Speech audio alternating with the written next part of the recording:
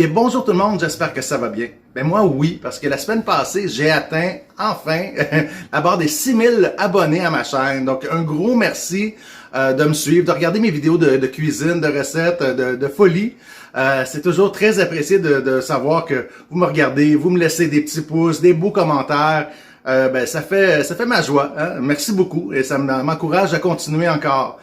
Donc, je voudrais aussi féliciter les deux gagnantes de la semaine passée. Donc, pour le kit à Paella Marisol, c'est Chandra Davalos. Donc, félicitations. Et pour la boîte de chocolat, c'est Kumba Suna. Félicitations à nos deux gagnantes. Et cette semaine aussi, il va y avoir, pas un, deux, mais même 3 gagnants. Donc, si vous me laissez des vœux de bonne année, vous serez éligible à recevoir une belle boîte de chocolat, toujours faite avec amour.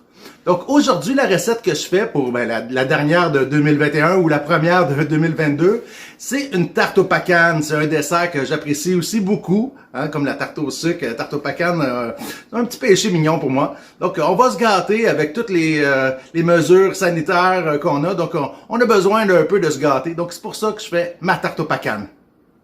Voici les ingrédients qu'on aura besoin. 2 tasses de pacanes, 1 tasse de sirop de maïs, 1 tasse de cassonade, 3 œufs, 5 ml d'essence de vanille, 30 ml de beurre qu'on va faire fondre et un pâton de 500 g de pâte brisée. Mais surtout, beaucoup d'amour. On commence par casser les 3 œufs.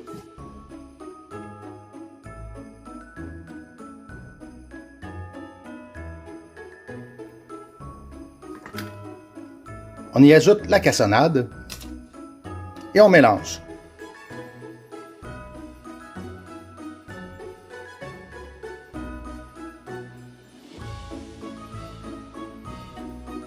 On ajoute le sirop de maïs.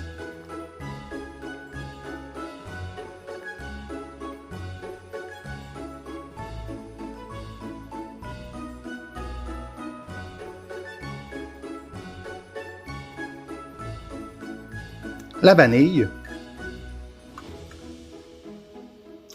C'est une cuillerée à thé. Et pour finir, le beurre fondu. Je l'ai fait fondre au micro-ondes. On le met et on brasse.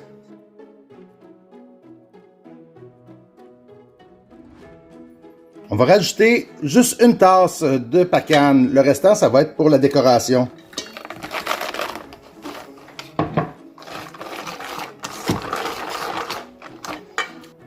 Pour abaisser une pâte, c'est toujours important de mettre de la farine sur notre plan de travail. On met notre pâte, on pète ça un petit peu, et d'en mettre par-dessus. Ça va empêcher la pâte de coller soit à la table, soit à notre rouleau. Et après ça, on peut l'abaisser, donc la rouler, pour pouvoir ensuite la mettre dans notre assiette à tarte.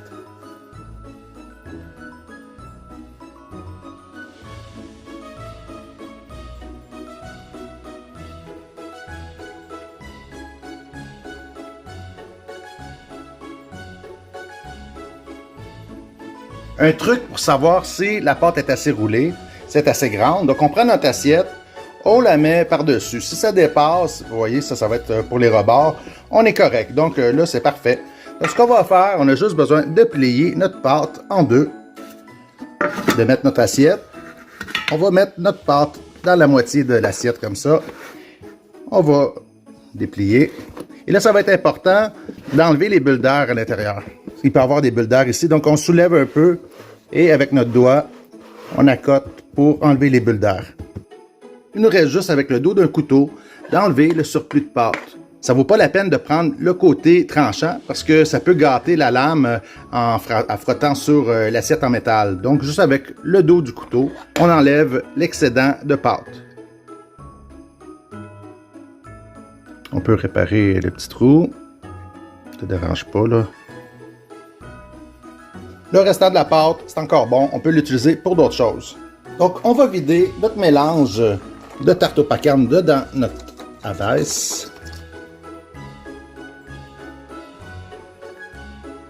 Et on va décorer avec le restant de pacanes qu'on avait. Pourquoi j'ai décidé de garder ça? Ben, ça va être plus joli si on les met toutes du bon côté. Donc, c'est juste une question esthétique. Donc, moi, j'aime ça, les mettre, soit toutes belles.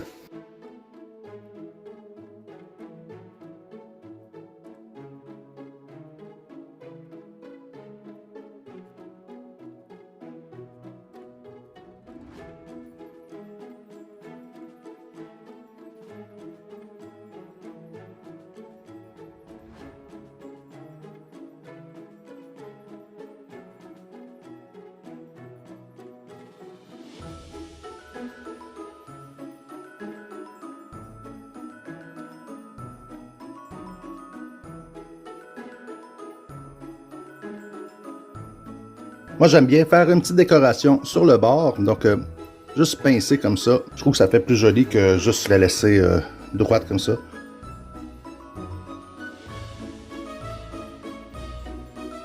On préchauffe le four à 350 degrés Fahrenheit et on va la cuire au moins pendant 30 à 40 minutes. Moi, je préfère mettre 30 minutes pour commencer, vérifier puis rajouter du temps que rouvrir le fourneau puis voir si c'est tout brûlé. Donc, 30 minutes pour commencer et après ça, on rajoute si c'est pas prêt.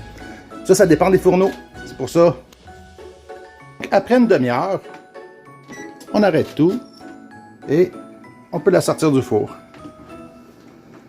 Voyez, c'est super beau. Elle est cuite. La pâte est cuite aussi. Quand ça bouge comme ça, c'est juste parfait. Donc, on va la laisser refroidir. Moi, je vais même la mettre au frigo pour qu'elle refroidisse plus vite, qu'elle devienne bien froide. Mais elle va être prête à servir. Déjà, regardez, ça fait la différence. Prendre le temps de mettre les pacanes toutes bien cordées, ça fait vraiment joli. Sinon, ce ne serait pas aussi beau que ça. Le contour, vous voyez, très très belle. Une réussite.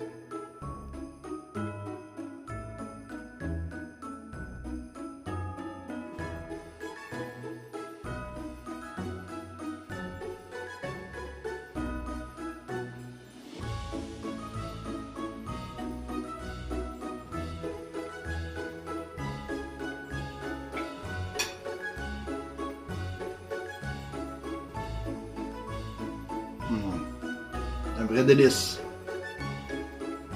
Si vous avez aimé ma vidéo et ma recette, faites comme le bébé du jour de l'an et mettez le pouce dans les airs.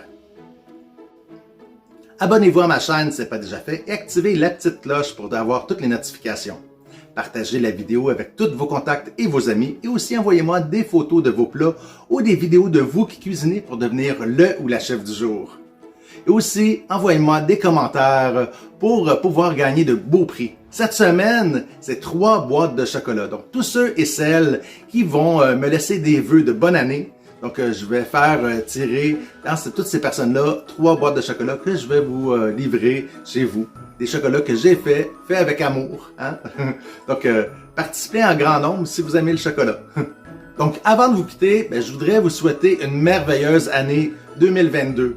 Donc, je vous souhaite la santé, de l'amour, des bons plats. Hein? C'est vrai, c'est Chef Gilles Sensei, c'est aussi des bons plats à manger.